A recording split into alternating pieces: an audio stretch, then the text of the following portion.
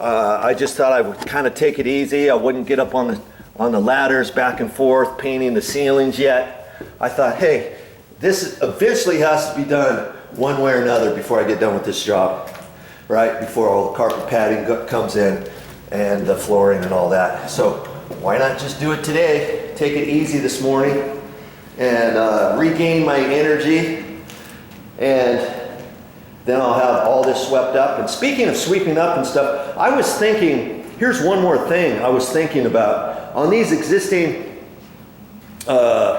floors, I took the carpet out, the carpet pad. Lots of times, you take a look at the existing tack strip and look and see, first off, if you have any odor areas where your cat's been pissing against the wall, or your dog or something like that. If you see any saturated tack strip, of course you're going to pull that out, right? Then you can treat your baseboard, you can treat your wall, you can treat your subfloor if it's wood or if it's a concrete subfloor, and you can take that out.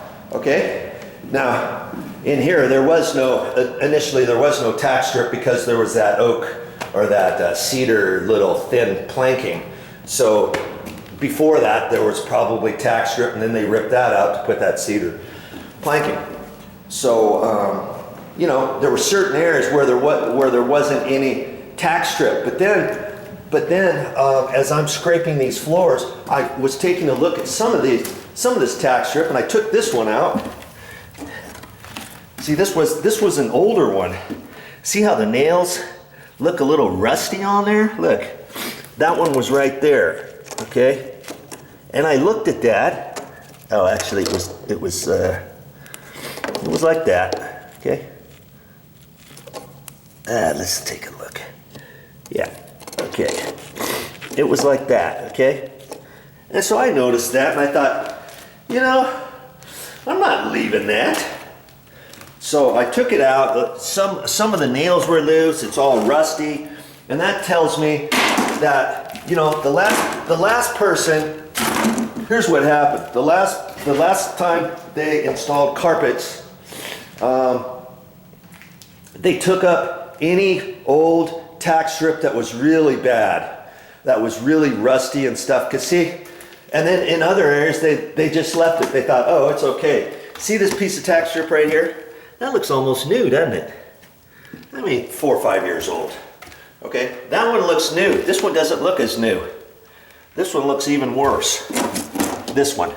Okay, so I know they probably replaced the carpet 3 different times. The last time they installed the carpet, they replaced this piece of tack strip. 2 times ago, they replaced that piece of tack strip.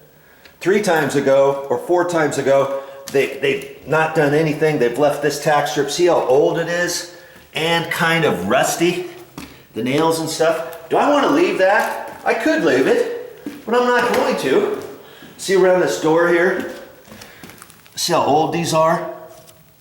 They'll probably still hold, but those 3 are older than that piece of tack strip. Can you see the difference? Let's just go along here. That one's old. Look how rusty the nails are. That one's old. That one's old. Those are old. That one's a new one. From there to there, it's fairly new. Okay. Here's I see some other old ones right there. That little section there. That one's kind of okay. Most of these are not that great. I'm not too satisfied with that tack strip. So what I'm probably going to do is I'm probably going to take out the rest of this tack strip. Okay, I took some out downstairs. I showed you how to remove tack strip, and I removed it with a shovel, or a pointy shovel. Comes right up. Okay, then because most of the time when you're having somebody reinstall or install a new carpet for you, it's pretty much a given. They bring their tack strip out. The tack strip is something that they include in the price anyways. Whether or not they install it or piecemeal it and leave the rest of the old tack strip, your price is the same. So why not get the brand new stuff? I want brand new stuff. This condo's 15 years old. I know some of this tack strip is that old. There's some more old stuff right in there. Do I want to leave that? I'm not leaving it. Forget it. So you can decide whatever you want, but if you end up having somebody come out, oh yeah, we'll take your carpet out and we'll bring the new carpet in and we'll install it. We're not even going to charge you for the install because you bought the carpet from us. Do you really think they're going to go around and pull up the old stuff for you and replace it? And then if you see some pet stains here and there, do you think they're going to sit there while you try to figure out how to fix those pet stains while they're sitting there, money ticking away down the toilet out of their wallets because you're sitting there scratching your head thinking, how am I going to get these urine stains out of the floor? And these guys are here wanting to install the carpet. Okay, so do yourself a favor whenever you decide to get your carpets replaced. I would highly recommend you taking the carpet out on your own if you're able, or you and a friend, or if you're disabled or you're too old or your back hurts or something and you've been watching my videos, you know the different steps that need to be done, right? You could tell a friend, hey, come on over, can you help me? And I'll kind of direct you. You know, I got a bad back and I appreciate the help. And you tell him how you want the carpets removed and how to remove the pad and the staples. Remember all the staples that were in this floor? I pulled them all out. I pulled them all. Just about every single last one of them. And now I'm scraping and cleaning up the floor, and then I'm going to patch it, and then I'm going to take the other stuff out. Now if you got the urine stains, you can treat those. I would treat them.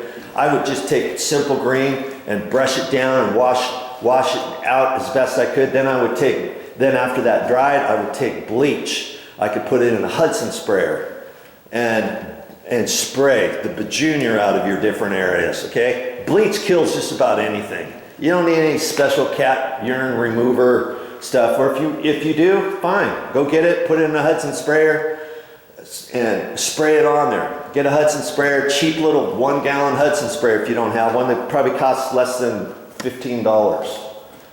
Okay, put it in there. Treat your area. Then take some Kills primer. Put the Kills on there. You can put the Kills right on your subfloor, on your wood subfloor. Or if you got concrete, you can put Kills right on the concrete. After you treat it, after you clean it, obviously you can't just put it over your urine stuff. Do the same thing on the walls. See, here's my. I had that from the last job. There's probably 3/4 of a gallon in there, and I just keep it around. I never know when I'm going to use it. Kills, K-I-L-Z. This is Kills 2, latex, multi-surface stain blocker, interior, exterior water base. It means you can wash up with soapy water, you know, in your hands and tools and stuff. And they have different types of Kills product. They probably have 5 or 6 different ones. Pick out the one you want. Talk to the salesperson in the paint department and tell them your project, take a few pictures, show them what you're trying to do, and they'll recommend whatever type of Kills product to use for your project.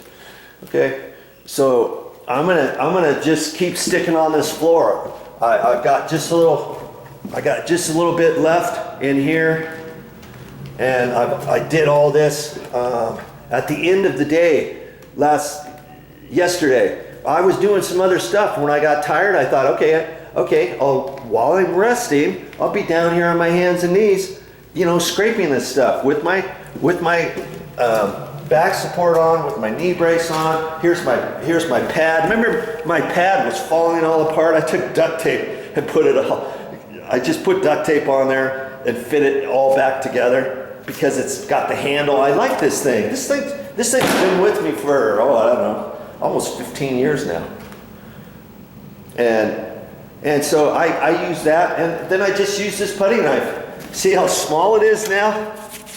That's because I used it to scrape and clean grout lines. I used to clean shower floors and different things. And this putty knife, just cheapo putty knives, okay? Look at this.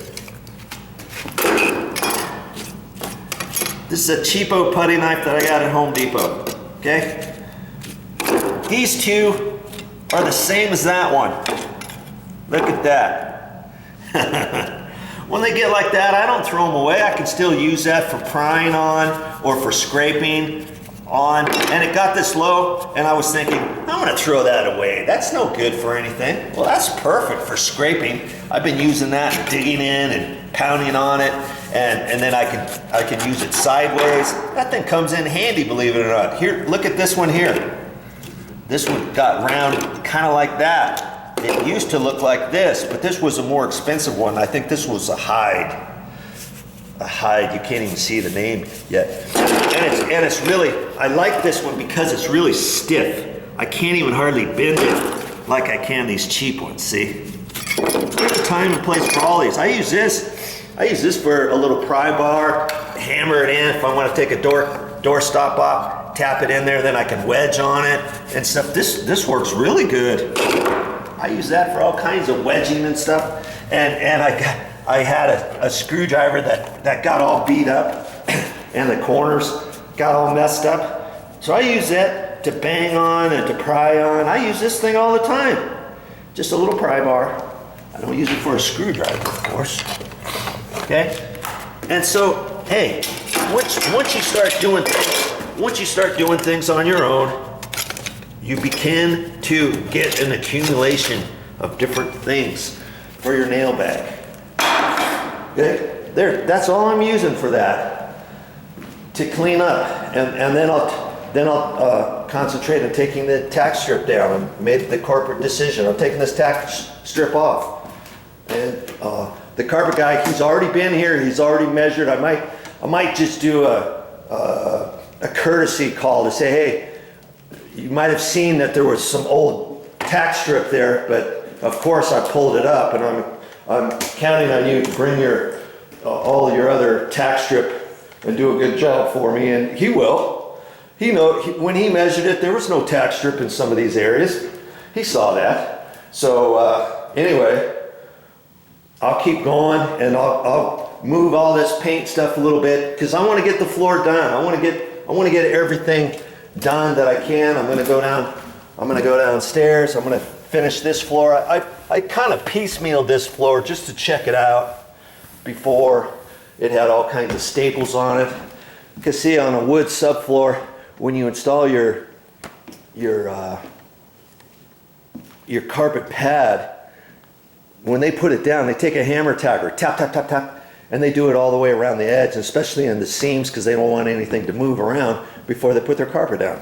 Obviously, concrete, they'll glue their edges or go the swirl things out of a quart can and do that around the edges, and then where their seams are, they'll go back and forth like this. And some guys do that. Other guys on their seams, they'll just take a trowel and they might just put some mastic down there and trowel it on the seams, and they might not do anything around the edges. They might just put some tape, some masking tape or something over the top of the edge, and then right on top of the tack strip in one or two places or something, and that's pretty much all they do.